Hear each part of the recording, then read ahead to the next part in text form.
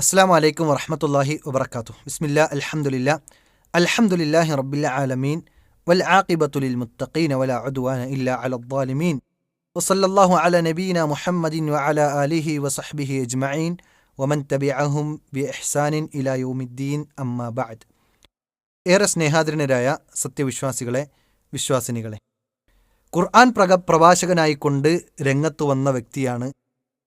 സമസ്തയിലെ വലിയ പണ്ഡിതനായി അവരുടെ നേതാവായി കൊണ്ട് മുന്നിൽ നിൽക്കുന്ന വ്യക്തിയാണ് റഹ്മത്തുള്ള ഖാസിമി. അദ്ദേഹത്തിന് ഒരായത്തിൻ്റെ വ്യാഖ്യാനം ഒരു 2 വർഷത്തിനുള്ളിലാണ് അദ്ദേഹത്തിന് കിട്ടിയത്. സലഫുകൾ പറഞ്ഞു വെച്ച ആയത്തിൻ്റെ വ്യാഖ്യാനങ്ങളുണ്ട്, അതൊന്നും അല്ല ശരിയായ വ്യാഖ്യാനമെന്നും ഈ 2 വർഷത്തിനുള്ളിൽ അദ്ദേഹത്തിന് ആ ആയത്തിൻ്റെ വ്യാഖ്യാനം, അർത്ഥം എന്താണ്, അതിൻ്റെ പൊരുൾ എന്താണ് എന്ന് കിട്ടിയിട്ടുണ്ട് എന്ന് പറഞ്ഞ് വലിയ സംഭവമായി ഒരു വിഷയം അവതരിപ്പിക്കുന്നുണ്ട്. അദ്ദേഹം അവതരിപ്പിക്കുന്ന ആ ഭാഗം നമുക്കൊന്ന് ജസ്റ്റ് ഒന്ന് കേൾക്കാം. ഖുർആനിൽ ഒരു ആയത്തുണ്ട്, ഇന്നാ നഹ്നു നസ്സൽനാ ദിക്റ വഇന്നാ ലഹു ലഹാഫിളൂൻ എന്ന ആയത്തിന് ഞാൻ ഒരുപാട് കാലം കേരളത്തിൽ പ്രസംഗിച്ചിട്ടുണ്ട്. പക്ഷെ ഞാൻ 2 കൊല്ലത്തിനിടയിൽ ഒരു അർത്ഥം കണ്ടെത്തി. ഇന്നാ നഹ്നു നസ്സൽനാ ദിക്റ, ഈ ദിക്റിനെ ഞാൻ ഇറക്കിയിട്ടുണ്ട്. വഇന്നാ ലഹു ലഹാഫിളൂൻ, യൂറോപ്പിൽ നിന്നും ഞാൻ ആ ദിക്റിനെ അന്ത്യനാൾ വരെ സംരക്ഷിക്കും എന്നായിരിക്കും അതിനർത്ഥം. കേട്ടില്ലേ? 2 വർഷം അതിനുള്ളിലാണ് ഇന്നാ നഹ്നു നസ്സൽനാ ദിക്റ വഇന്നാ ലഹു ലഹാഫിളൂൻ എന്ന ആയത്തിൻ്റെ അതിൻ്റെ പൊരുൾ മനസ്സിലായത് 2 വർഷത്തിനുള്ളിൽ എന്നാണ്. എന്താണ് അതിൻ്റെ വ്യാഖ്യാനം മൂപ്പര് പറയുന്നതെന്ന് നമുക്ക് കേട്ടില്ലേ? അതായത് അള്ളാഹു വിശുദ്ധ ഖുർആൻ ഇറക്കി. ഇന്നാ നഹ്നു നസ്സൽനാ ദിക്റ, ഈ ദിക്ർ അതായത് വിശുദ്ധ ഖുർആൻ അത് അള്ളാഹു ആണ് അവതരിപ്പിച്ചിട്ടുള്ളത്.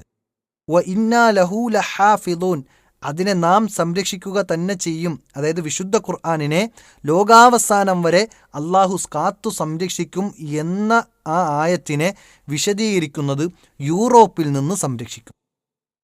എന്താണ് യൂറോപ്പിൽ നിന്ന് സംരക്ഷിക്കും എന്ന് പറയാനുള്ള കാരണമെന്ന് അദ്ദേഹം വിശദീകരിക്കുന്നുണ്ട്. ആ ഭാഗം നമുക്കൊന്ന് കേൾക്കാം.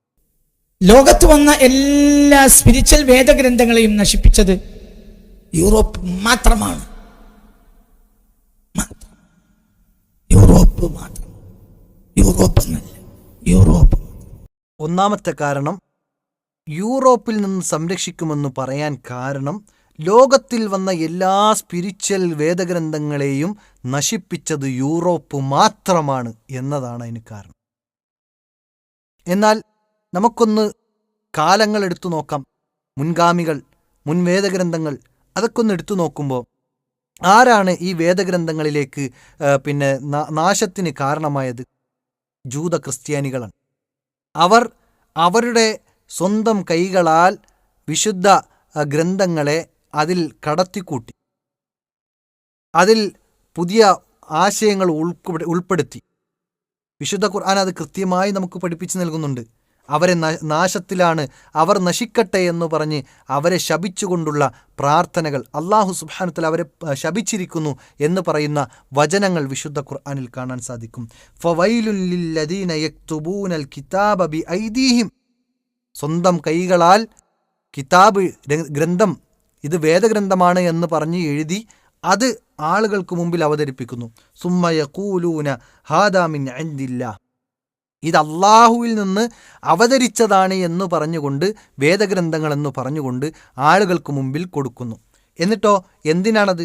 ലിയസ്തറൂ ബിഹി സമനൻ ഖലീല, കുറച്ച് അതിൽ നിന്ന് ലാഭം ഉണ്ടാക്കാൻ, സമ്പത്താണ് അവരുടെ ലക്ഷ്യം. അതാണ് ഇന്നത്തെ മുസ്ലിയാക്കന്മാരും ചെയ്തുകൊണ്ടിരിക്കുന്നത്. അന്നത്തെ പണ്ഡിത പുരോഹിതന്മാർ അത് ചെയ്തിരുന്നു. ക്രിസ്ത്യാനികളും അതുപോലെ തന്നെ ജൂതന്മാരും ഖുർആനിൻ്റെ മുമ്പിറങ്ങിയ തൗറാത്ത്, ഇഞ്ചീൽ, സബൂർ പോലെയുള്ള വേദഗ്രന്ഥങ്ങളിൽ കൈകടത്തിക്കൊണ്ട് ഇതൊക്കെ അള്ളാഹുവിൽ നിന്ന് ഉദ്ധരിച്ചതാണ്, വന്നിറങ്ങിയതാണ് എന്ന് പറഞ്ഞുകൊണ്ട് ചില ദുർവ്യാഖ്യാനങ്ങളും അതുപോലെ തന്നെ കടത്തിക്കൂട്ടലുകളും വന്ന് അത് സമ്പത്തായിക്കൊണ്ട് അവർ അതിനെ ഒരു വരുമാന മാർഗമായിക്കൊണ്ട് കണ്ടിരുന്നു. അതേ സംഭവമാണ് ഇന്നും നടന്നുകൊണ്ടിരിക്കുന്നത്. അതേ പ്രവണത ഇന്നും മുസ്ലിം സമുദായത്തിലെ ഒരു വിഭാഗം ആളുകൾ, പുരോഹിതന്മാരെന്ന് പറയുന്ന ആളുകൾ, അവർ നടത്തിക്കൊണ്ടിരിക്കുകയാണ്. അള്ളാഹു സുബ്ഹാനഹു വ തആല ആയത്തിൽ ബാക്കി പറയുന്നുണ്ട്, ഫവൈലുൻ ലഹും മിമ്മാ കസബത് ഐദീഹിം, അവരുടെ കൈകളാൽ എഴുതിയ അതും നാശത്തിലാണ്. വവൈലുൻ ലഹും മിമ്മാ യക്സിബൂൻ, അതുപോലെ തന്നെ അവർ അതിലൂടെ സമ്പാദിച്ചതും അതും നാശത്തിലാണ് എന്ന് അള്ളാഹു സുബ്ഹാനഹു തആല പഠിപ്പിക്കുന്നുണ്ട്. അപ്പോൾ ലോകത്ത് അള്ളാഹു സുബ്ഹാനഹു തആല അവതരിപ്പിച്ച എല്ലാ വേദഗ്രന്ഥങ്ങളും എല്ലാ ഏടുകളും അതെല്ലാം കൈകടത്തിയത് നമ്മളൊന്ന് പരിശോധിച്ച് നോക്കിയാൽ ജൂതന്മാരും ക്രിസ്ത്യാനികളുമാണ്. അതല്ലാതെ ഏതെങ്കിലും ഒരു നാടല്ല. ജൂതന്മാരും ക്രിസ്ത്യാനികളും ഇതിൽ കൈകടത്തി അതിലൂടെ ആ വേദഗ്രന്ഥങ്ങളെ അള്ളാഹു സുബ്ഹാനഹു തആല ഒഴിവാക്കുകയും വിശുദ്ധ ഖുർആനിനെ ഇറക്കുകയും ചെയ്തു. ആ വിശുദ്ധ ഖുർആനിൻ്റെ സംരക്ഷണം അള്ളാഹു ഏറ്റെടുത്തിരിക്കുകയാണ്. ആ വിശുദ്ധ ഖുർആനിൻ്റെ സംരക്ഷണം അള്ളാഹുവാണ് ഏറ്റെടുത്തിരിക്കുന്നത്, വേറൊരു വ്യക്തിയുമല്ല, വേറൊരു ശക്തിയുമല്ല. അള്ളാഹു ഏറ്റെടുത്തിരിക്കുന്നു. അത് യൂറോപ്പിൽ നിന്ന് മാത്രമല്ല, ലോകത്തുള്ള എല്ലാ സ്ഥലങ്ങളിൽ നിന്നും, എല്ലാ വ്യക്തികളിൽ നിന്നും, എല്ലാ മതവിഭാഗങ്ങളിൽ നിന്നും അള്ളാഹു സുബ്ഹാനഹു വതആല ഈ വിശുദ്ധ ഖുർആനിനെ സംരക്ഷിച്ചിരിക്കുന്നു എന്നാണ്. അല്ലാതെ ഏതെങ്കിലും ഒരു നാട് അല്ലെങ്കിൽ ഏതെങ്കിലും ചെറിയ ഒരു ഭൂഖണ്ഡം ആ ഭൂഖണ്ഡത്തിൽ നിന്ന് രക്ഷിച്ചു എന്നല്ല അള്ളാഹു സുബ്ഹാനഹു വതആല ഇവിടെ ഉദ്ദേശിക്കുന്നത്. ഇത്തരത്തിൽ ഖുർആൻ വ്യാഖ്യാനങ്ങൾ വന്നു കഴിഞ്ഞാൽ വലിയ അബദ്ധങ്ങളിലേക്ക് ചെന്നു ചാടും.